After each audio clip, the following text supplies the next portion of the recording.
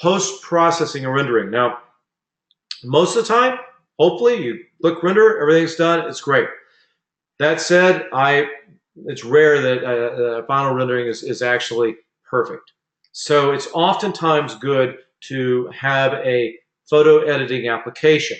You can have one that you purchase, such as Photoshop. That's one I use. It's great image editing program.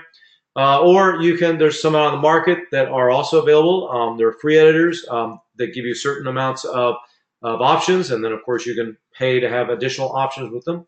One of those is Photoshop. Another one is GIMP.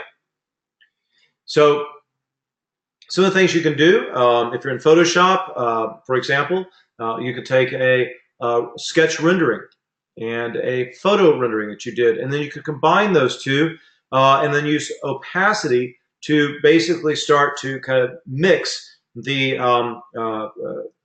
those two images that you can place on top of each other as two different layers in Photoshop.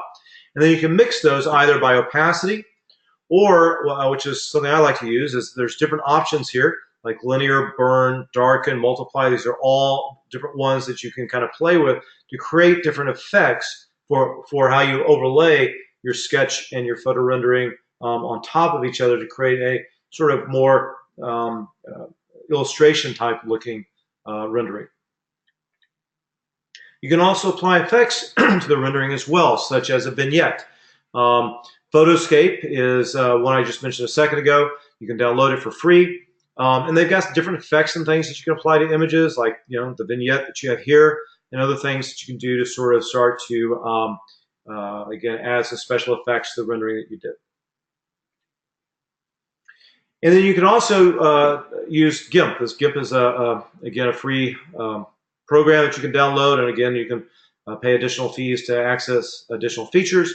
But one of the things it can do, similar to Photoshop, is I can overlay, a sketch and a rendering together, like you see here.